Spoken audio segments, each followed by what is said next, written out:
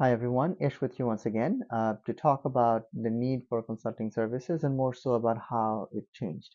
We have all needed coaches or consultants at certain points of our lives, depending on who we are. On a personal level, I believe everyone can benefit from having a coach. Even if you are a top CEO, you could benefit from having a coach, if nothing else, to have them as a sounding board, and as a best case, to have someone trusted who can challenge you. It can get lonely as you go up the ranks. Uh, there's that. But then, in the case of companies, yes, it benefits to have consultants. And the reason why you have consultants, and I personally, I'll be very honest, I did not see the value of having a consultant in the beginning when I was working as an engineer, and I was very skeptical until I became one. And it was a very proud day for me when my supervisor came to me one day and said, well, now you have completed the journey to become a consultant because it requires a good deal of understanding and a very broad knowledge. And that was the big thing. Yes, it is very important. I still very much believe that it is important for everyone to be truly good at something.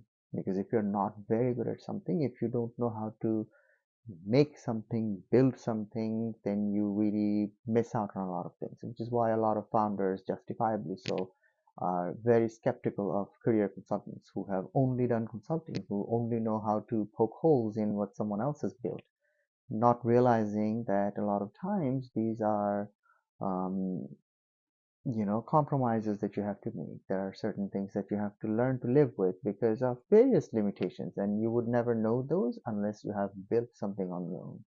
Now, the reason I say it is that in that process of building something, there's a very high probability of developing some sort of tunnel vision.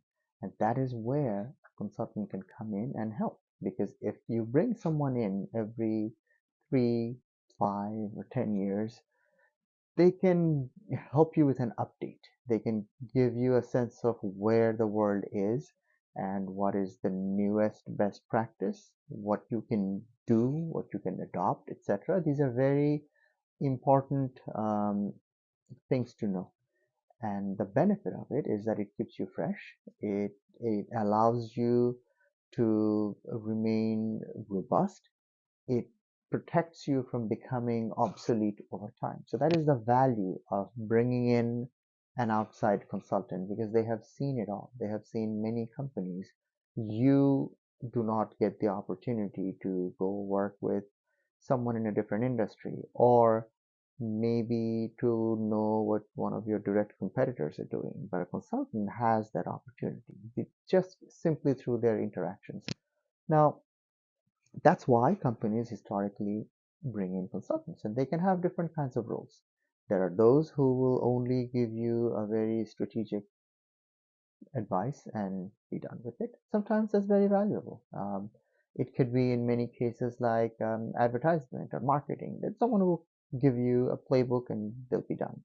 And there could be others who would be more hands-on and just do it for you. For example, if it is some form of IT consulting, they will come in and they will take over a floor and they'll do all that you need on IT side.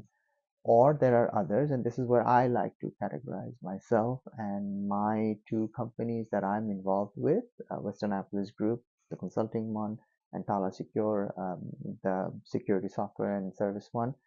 In both cases, we're in that category. We're more about teaching someone how to fish. We will show you what could be improved. We will show you what works and what not quite. And then we will give you some hand holding, just a little bit of it for a limited amount of time to just show you how you can take care of yourself. To teach a man how to fish kind of an approach.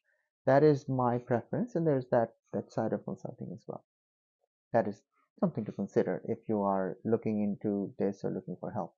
Now, in terms of help, what should you look for? There is tremendous amount of bandwagon effect. Everybody seems to get whatever their neighbor has, and they also have this tendency of doing the same thing over and over again. But the thing is, what worked in the 70s or 90s or 2010s would not work in this decade. And especially after the pandemic, that world where we were all isolated and we all went through tremendous personal struggle being in confinement for so long.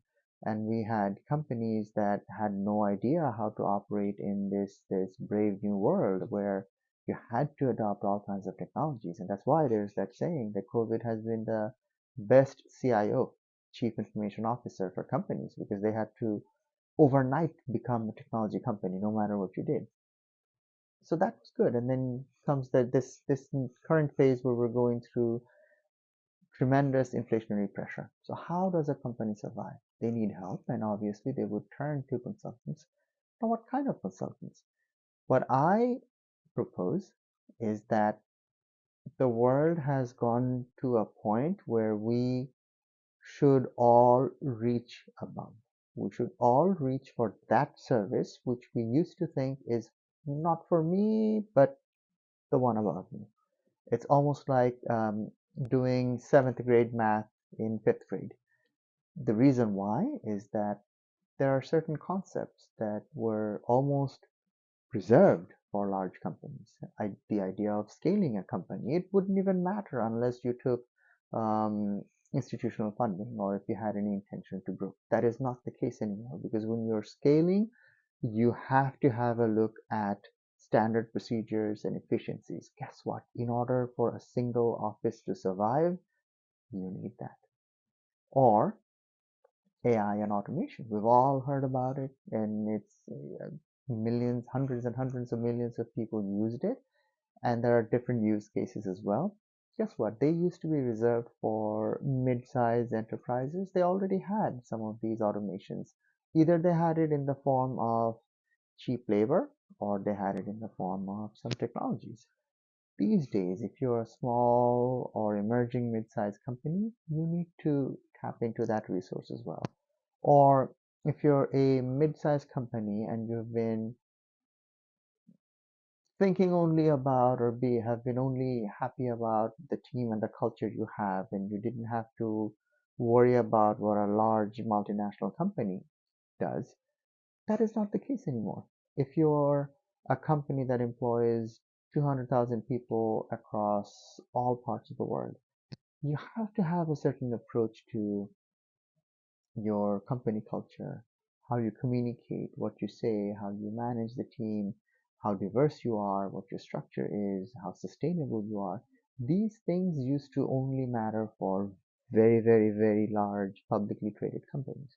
But in today's environment, you could be a company smaller than that and you might still need it, because up there was this incredible competition for talent, and you wanted to get people who align with you and align with your culture, and you wanted to get the best people in your company, and you enticed them.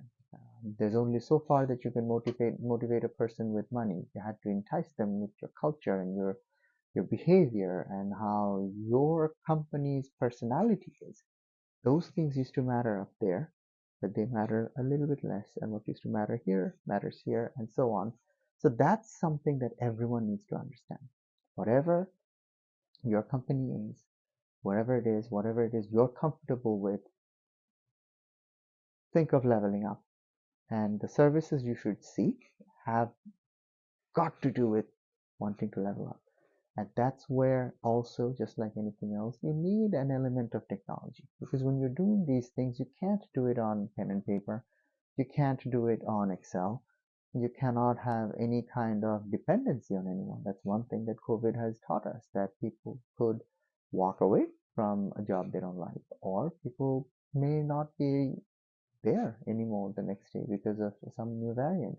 Unfortunate things do happen. So there needs to be that preparedness, there needs to be the standardization, and that has to be, in order for that to be robust and repeatable, that has to be managed through the use of some kind of technology. And those are the kinds of things that you should keep in mind. And when it comes to seeking services, ask about it, right? That's how you level up. That is the whole point of getting the help.